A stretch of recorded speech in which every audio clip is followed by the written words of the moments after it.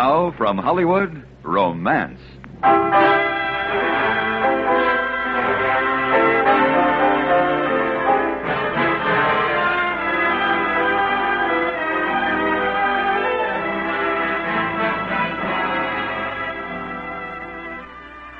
Romance, bringing you fine stories of today and yesterday. Stories of courage, adventure, devotion, and love, all strung on the bright thread of romance. Now with Robert Bailey as John, Jeanne Bates as Beth, and especially written for romance by Les Crutchfield, we present Affair at Aden.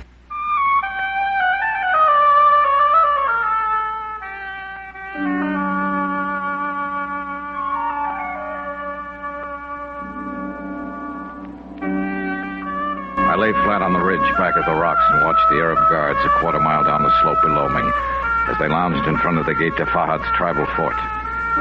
Before dark, I had to be past those guards and inside that gate. I had to find Beth Tashara.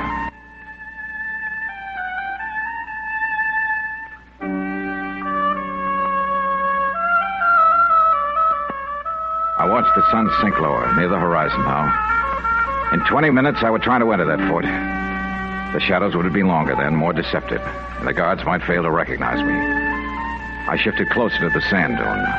The Madrak, the evening breeze of Saudi Arabia, was springing up and the air was cool. I thought of Aden on the seacoast 80 miles behind me, safe and secure, with its paved streets, electricity, American motor cars, and British police. I thought of the commissioner and the way it had all started late the night before. Commissioner! Mr. Trolley! Commissioner! Here now. Who's there? John Bradley, geologist for the oil company. Bradley? Yes, sir. We've met at the Foreign Club. Open up, please, Commissioner. I've got to talk to you. Right you are. Just a moment.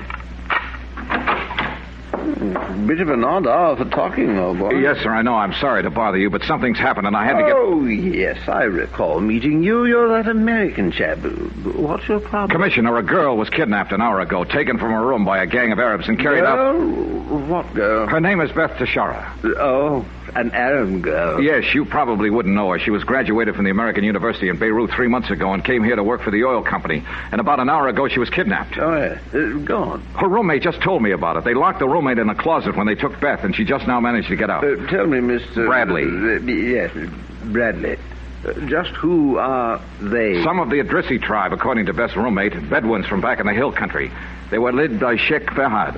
Fahad? Oh, yes. He's Hussein Agra's son. Has a fort or a stronghold of some kind in the Jebel Radam Pass, about 40 miles back in the hill country. Yes, I know where it is. Yes, Fahad's a young chap, educated at Oxford, strict Muslim, you know, quite a decent fellow. Oh, you can rest easy, Mr. Bradford. There's nothing we need concern ourselves about. Look, didn't you hear me? I said he kidnapped a girl. He's taking her back into the hills right now. It's quite so. A custom of the country. An old tradition, you see, marriage by capture or a pretense of capture. No doubt the girl was quite willing, actually. This wasn't any pretense. She was kidnapped. Well, Commissioner, Beth is going to marry me. Oh, really? I'm through here. I'm sailing for home next week, and she was going with me. We planned the whole thing. May I ask how long you've known her? 2 months. But Exactly. And as a man of the world, may I point out that young ladies are often prone to change their mind in matters of affection. So I hardly think there's any... Do I understand that you're not going to do anything about this? Well, there's really not much I can do, you know. All right, I'll do it myself. Do what? I'm going into the Jebel Radam Hills, find her, and bring her back. Oh, I strongly advise against that sort of action. For what reason? Well, he's a tribal chief, you know, hundreds of followers. He might make it a bit sticky for you. Well, that's my problem, so don't worry about it. Sorry to have bothered you, Commissioner. Thanks for your help. Oh, not at all, old boy. Always glad to be able to... Impetuous young fellow. Bradman, was it? Bradburn? Oh, well.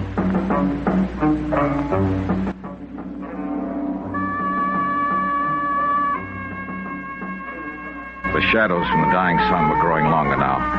Dusk was creeping in over the desert, but the hilltops still caught the last flat rays of light. My horse, tied back at the ridge, stamped impatiently. The guards were moving about restlessly, their rifles slung on their backs. I pulled the manouche closer about me, finding it awkward and uncomfortable, not being used to native dress. But more uncomfortable were my thoughts, for I realized for the first time since I left Aden that I might be making a complete fool of myself. The commissioner might be right. I remembered the last time I'd seen Beth. It was 2 nights before in the palm garden near my quarters by the wall of the Mosque of the Shepherd. It's always so warm here at night. In the hill country, it was different. It's like this in Arizona in the summertime. Johnny, tell me about this Arizona of yours. Oh, it's a wonderful country. You'll like Arizona. But will Arizona like me? That is important, too. Oh, sweetheart, nobody could spend 10 minutes around you and keep from liking you. That's how long it took me. You're so beautiful, Johnny. Beautiful? Oh, because you make me feel beautiful inside. Like when I hear camel bells way far off in the distance, or come to an oasis late at night, see the fires where the people are camping, hear them singing in the dark. That's good, huh? It's very good. And so is this. Huh? Oh. Johnny, listen. Camel bells. A caravan coming in from Isidri, from the desert. It all seems so long ago. What does, honey? I grew up out there, Johnny, beyond the hills, on the desert. I loved the caravans when I was a little girl. You're still a little girl. Then to Beirut and the house of my uncle. And I went to school and to the university. No woman of the Badiru Allah ever went to school before, Johnny. And now I'm different. I hear the caravans as a stranger hears them. And in a few days I will go with you to live with strangers on the other side of the world. Are you scared? A little, perhaps. Sometimes I wake up at night and smell the desert in the wind. The old ways are long, and I think they die very hard. Hold me, Johnny. Hold me tight. I intend to from now on, whether you like it or not. I like it. Oh, I like it, Johnny. Oh, honey, you're trembling. Is anything wrong? Not now. Something happened this morning in the bazaar. I saw a person I'd not seen for many years. A sheikh of the Asidri. A man named Fahad. So? He'd been away in the hill country. Did not know that I'd come back to Aden. You see, I was promised to him. Promised? What do you mean? Arrangements were made by our fathers when I was 10 years old. Such things are done among the tribes. Well, what did you tell him? I mean about us. Well, I was too frightened to say anything. He called me Little Bride, and then he laughed and rode on with his men. You're really worried about this? The men of my people are different, Johnny. And the woman does not have the same rights, the privileges. Oh, look, Beth. Is there anything I could do about this? So you can stop worrying about it? No, Johnny. I'm not really worrying about it. It just upsets me, that's all. And yes. There is something you can do. What's that, honey? Hold me, Johnny. Hold me tight. And don't ever let me go.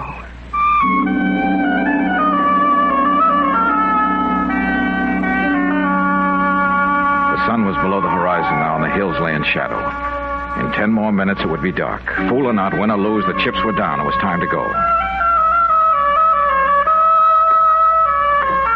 I moved back from the rock, stood up and walked back down the rocky draw to my horse, tied to a low thorn tree, skittish and impatient. I untied him and mounted. I pulled my headcloth up to hide my face and reached inside my robe and took out the rolled parchment scroll with its long crimson streamers of silk, trademark of the Desert Courier, dispatch rider. My whole plan depended on getting into that fort without being stopped outside by the guards. After that, I'd take my chances. Let's go, boy. I held the scroll above my head with the streamers trailing out behind me on the wind and rode down the slope at a full gallop straight toward the gate. The guards heard me coming and swung their rifles off their backs and held them ready. I spurred the horse and headed straight toward the gate, still closed. Mirsal! Bavkok! Then at the last moment, 2 of the guards swung the gate open and I rode into the courtyard.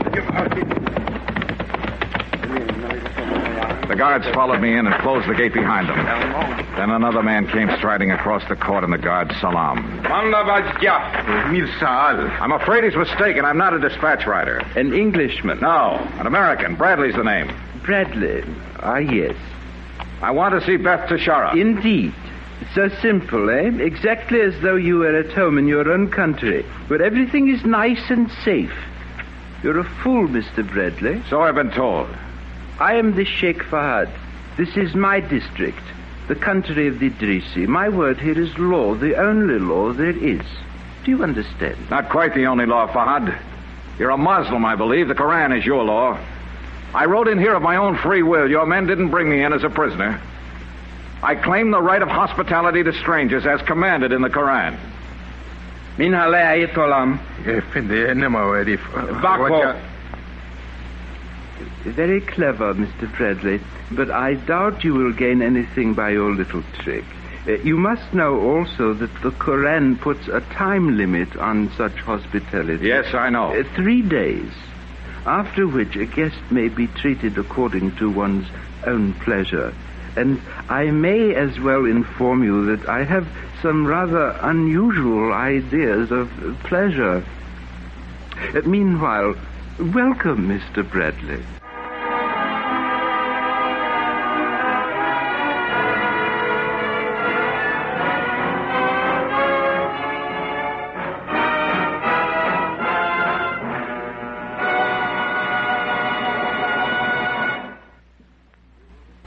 We will return to romance and our story, Affair at Aden, in just a moment. And now for the second act of Affair at Aden, as we return to romance.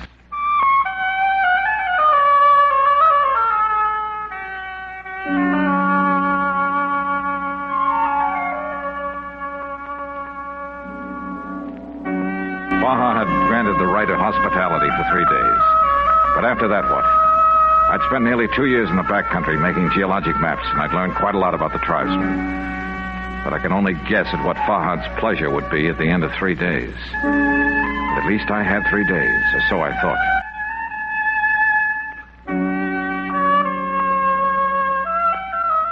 A guard took me to a suite of rooms, lavishly furnished, and left me alone. I stood at the window for a long time, trying to plan my next move, looking out at the desert night, at the irrigation canal 60 feet below my window, at the distant ridges, black and pale silver in the moonlight. I knew Beth was somewhere in that fort, and I had to find her, talk to her. Yes? Who is it? What do you want? Fahad say you come. Come where? You come now. All right, let's go.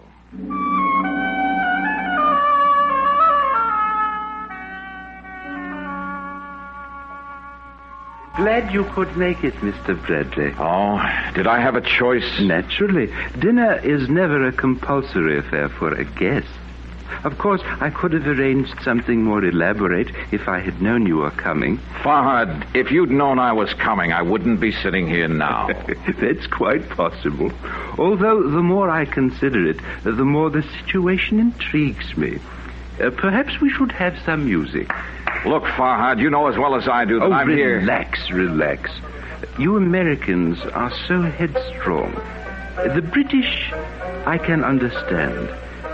But I confess you chaps are a bit unpredictable, even irrational, you might say.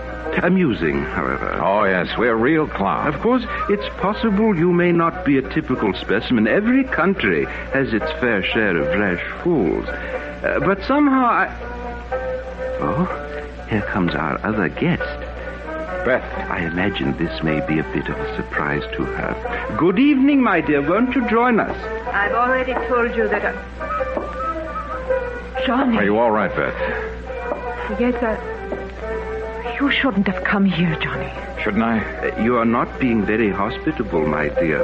And Mr. Bradley has, I might say, demanded my hospitality by taking advantage of a passage of the Koran which was written, I am inclined to suspect, in one of the Prophet's less inspired moments.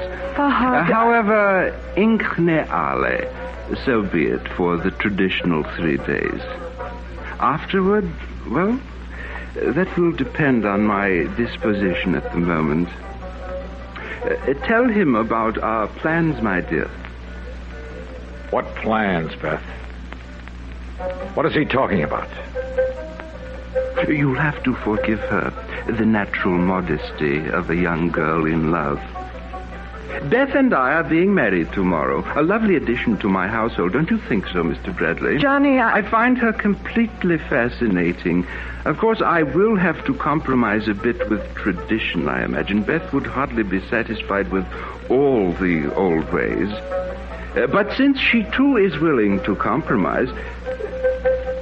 Well, my dear... Is it true, Beth? Are you going to marry him? Is it true? Yes. I'm sorry, Johnny. You shouldn't have come here. I'm going back to my quarters. I don't feel well. Beth, wait. I want to talk to you. Don't be a fool. I said I was sorry. There's nothing more to say. I told you the desert ways died hard. Go back to Aden and forget about me. Goodbye, Johnny.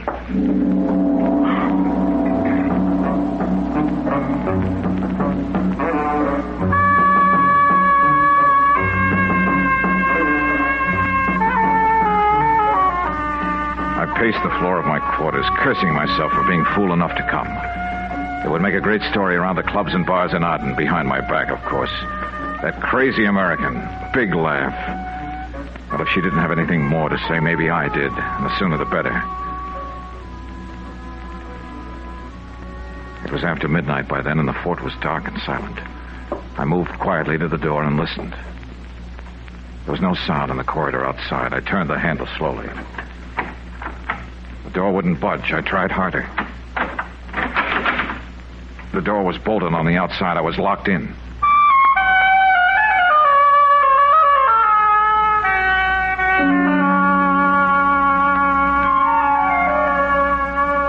I went to the window and looked out. A sheer drop of 60 feet down the smooth stone wall. But just beneath the windowsill, a narrow ledge ran along the wall to another window a few yards to my right. I've been a fool so far. Why stop? I was mad enough to give it a try. I swung a leg over the sill and felt for the ledge with my foot. Gradually, I eased my way through, and I didn't hear the door open behind me. You are very foolish, Mr. Bradley. Now, what? Everybody's telling me that. Just a second. Should I know you? No. I am Tarada Lissi, wife of Fahad. Wife? At present, his only wife. And I would prefer it to remain so. Sorry, I'm out of it. Better go talk to Beth Tashara. Why? I've got nothing to do with it now. If it's what she wants, it's her business. What she wants? Did Fahad ask what she wanted? What do you mean? Is it so different in your country, Mr. Bradley? Can any woman be sure what she wants unless a man tells her and then proves it? So? If I help you escape from here tonight, will you take Beth Tashara with you and keep her with you? That might not be so easy. She may not want to go. What she wants? What do you want, Mr. Bradley? All right, you've got a deal.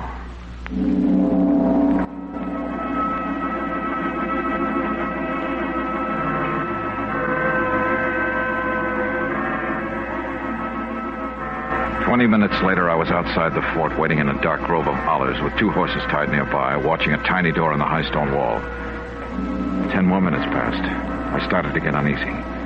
Tara seemed to know what she was doing, but with Beth, I figured she'd have her hands full. Then the door opened and 2 figures in white stood for a moment in the dark entrance. One of them hurried toward me and the door closed. I stepped from behind the trees and waited.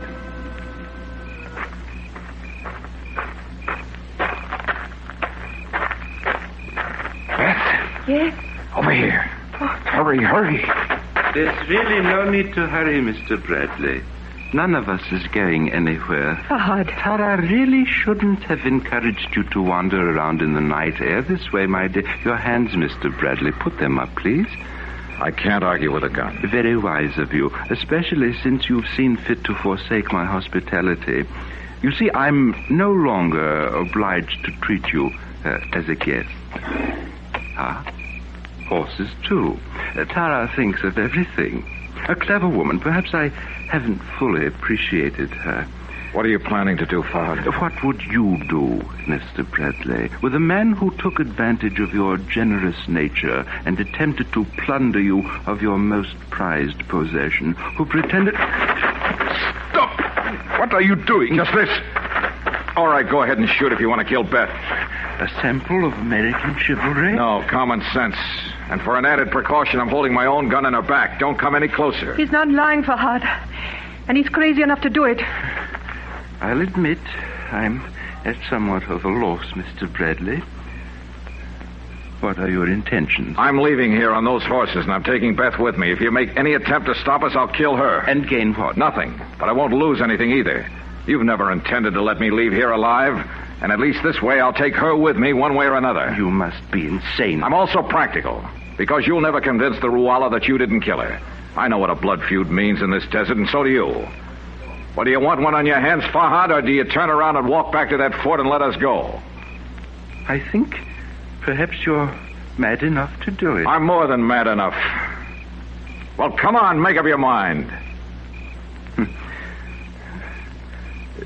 There are, after all, a rather large number of women in this world. But a man has only one life, and if he's sensible, he prefers to keep it as peaceful as possible.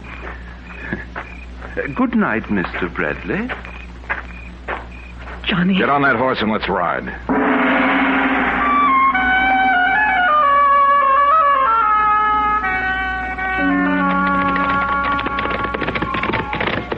Miles away, certain finally that we weren't being followed, we pulled the horses to a stop. Want to rest a few minutes? Yes.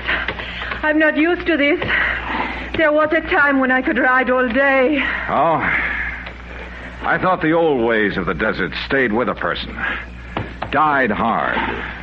Here, I'll give you a hand down. Thanks. Johnny, I only said that. Now look, I didn't ask if you wanted to go back to Aden, but nevertheless I'm taking you there. After that, you're on your own. Oh, Johnny, you're such a fool. You too, huh? I only said what I did tonight because of you. Because of me? If I hadn't agreed to marry him, Fahad would have had you strangled before morning. I love you, Johnny. So much so that I'd rather you'd shot me back there when you threatened to than to leave me with him. Oh, come here, baby. Oh, Johnny. Hey, you know something, honey? I couldn't have shot you. I didn't have a gun.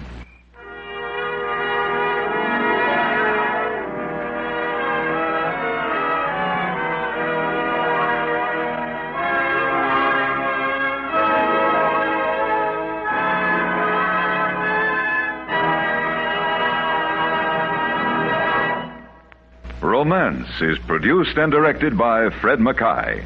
Editorial supervision is by Het Mannheim. You have heard Affair at Aden, written for romance by Les Crutchfield. Robert Bailey was heard as John, with Jeanne Bates as Beth. Featured in the cast were Shepard Menken, Parley Bear, Gladys Holland, and Don Diamond. This is Hugh Douglas, inviting you to hear Romance next week and every Saturday morning at this same time.